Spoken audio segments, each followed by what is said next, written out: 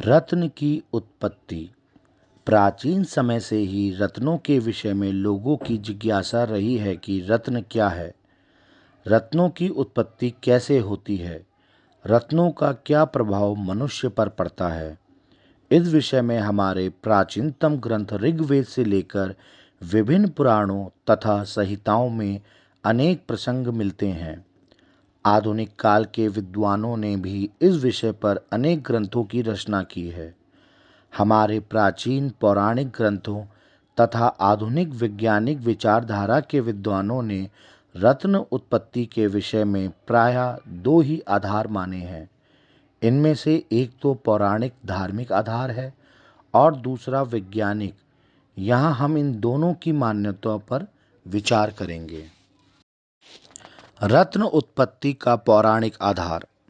पौराणिक ग्रंथों के अनुसार जिस प्रकार रुद्राक्ष का जन्मदाता भगवान शंकर को माना गया है, उसी प्रकार रत्नों की उत्पत्ति के संबंध में भी अनेक कथाएं इनमें मिलती हैं। इन कथाओं में एकाध कथा का वर्णन यहाँ देना असंगत ना होगा। दैत्यराज बलि की कथा। प्राचीन समय में दैत्यराज बलि बड़ा ही शक्तिशाली तथा पराक्रमी राजा था। अपने पराक्रम के बल से उसने समस्त पृथ्वीलोक को जीत लिया था। पृथ्वीलोक पर विजय प्राप्त करने के पश्चात उसने देवराज इंद्र को भी युद्ध में परास्त कर दिया था। किंतु असुर होते हुए भी बलि बड़ा ही दानवीर भी था। देवताओं की युद्ध में पराजय हो जाने के पश्चात इंद्रादि सब देवगण मिलकर भगवान विष्णु के पास गए और उनसे अपनी रक्षा करने की प्रार्थना की। इस पर भगवान विष्णु बौने ब्राह्मण का रूप धारण करके राजा बलि के पास गए और उससे मात्र 3.5 पग पृथ्वी दान स्वरूप मांगी। अपने बल, ऐश्वर्य और पराक्रम के घमंड में चूर बलि भगवान विष्णु को नहीं पहचान पाया और उसने सहर्ष वामन अवतार विष्णु को 3.5 पग पृथ्वी दान स्वरूप देने का वचन दे दिया। इस पर भगवान विष्णु ने अपना विराट रूप धारण किया और 3 ही पगों में तीनों लोकों को नाप लिया, किंतु आधा पग अभी शेष था, जो कि भगवान विष्णु ने बलि की छाती पर पैर रखकर पूरा किया। भगवान विष्णु के चरणों का स्पर्श होने से बलि का पूरा शरीर रत्नमय हो गया। इसके पश्चात इंद्र ने अपने वज्र के प्रहार से उसके शरीर को टुकड़े टुकड़े कर दिया। राजा बलि के शरीर के इन्हीं टुकड़ों से रत्नों की उत्पत्ति मानी गई है। इसके पश्चात भगवान शंकर ने इन रत्नों को अपने त्रिशूल पर धारण करके उनमें नवग्रह तथा 12 राशियों की प्रतिष्ठा करके उन्हें पृथ्वी पर चारों दिशाओं में बिखरा दिया। पृथ्वी पर जहाँ जहाँ ये रत्न गिरे, वहीं पर रत्नों के भंडार उत्पन्न हो गए। इस कथा में यह भी कहा गया है कि राजा बलि के विभिन्न अंगों से ही विभिन्न रत्नों की उत्पत्ति हुई है, जैसे मस्तक से हीरा, मन से मोती, पित्त से पन्ना आदि। इसी प्रकार उसके शरीर के विभिन्न अंगों से 84 रत्न उपरत्नों की उत्पत्ति मानी गई है। इसी प्रकार रत्न उत्पत्ति के विषय में अन्य कई कथाएं भी हमारे पौराणिक ग्रंथों में उपलब्ध है, किंतु यहाँ हमें अधिक विस्तार में नहीं जाना है। रत्न उत्पत्ति की वैज्ञानिक मान्यता। वैज्ञानिक रत्नों की उत्पत्ति 2 प्रकार से मानते हैं। एक तो वे रत्न होते हैं जो खनिज कहलाते हैं, अर्थात जो खानों से प्राप्त होते हैं, जैसे हीरा, नीलम, पुखराज, पन्ना, माणिक आदि। दूसरे प्रकार के वे रत्न होते हैं जो समुद्र के गर्भ से प्राप्त होते हैं। इन्हें जैविक रत्न कहते हैं। इनका निर्माण समुद्र के गर्भ में विभिन्न समुद्री कीड़ों द्वारा किया जाता है। ये रत्न हैं मूंगा तथा मोती।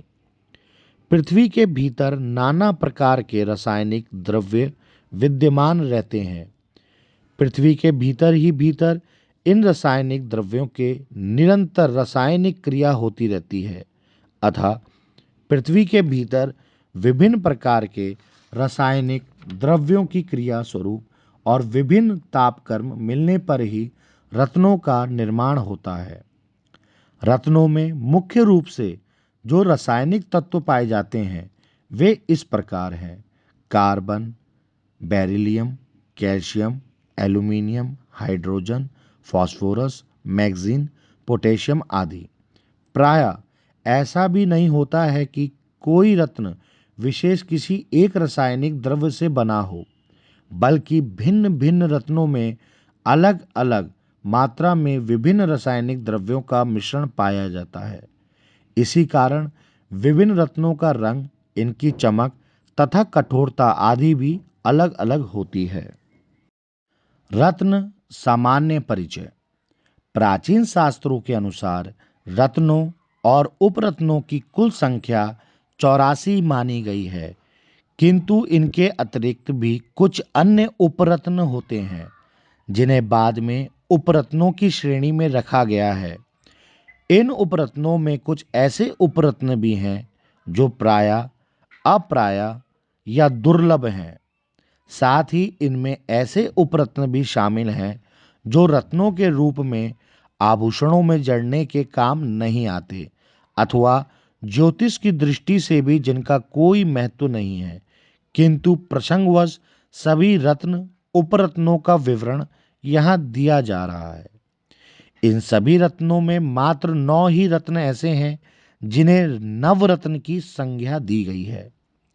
ये नवरत्न इस प्रकार हैं: माणिक, मोती, मूंगा, पन्ना, पुखराज, हीरा, नीलम, गोमेद और लहसुनिया। इन नवरत्नों में भी मोती, माणिक, नीलम, हीरा और पन्ना, इन 5 रत्नों को ही विशेष स्थान प्राप्त होने के कारण इन्हें महारत्न माना गया है।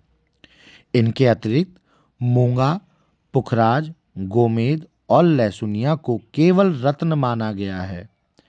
इन नवरत्नों के अतिरिक्त जितने भी रत्न हैं उन्हें उपरत्न ही माना गया है। आगे की सीरीज में हम और डिटेल में आप सबको इससे बताया जाएगा या अवगत कराया जाएगा। अगर आपको इस प्रकार के वीडियो, जानकारी वाले वीडियो आपको आगे भी चाहिए तो इस चैनल को सब्सक्राइब करिए, लाइक करिए। जय बद्री विशाल, जय माँ त्रिपुर सुंदरी। राधे राधे।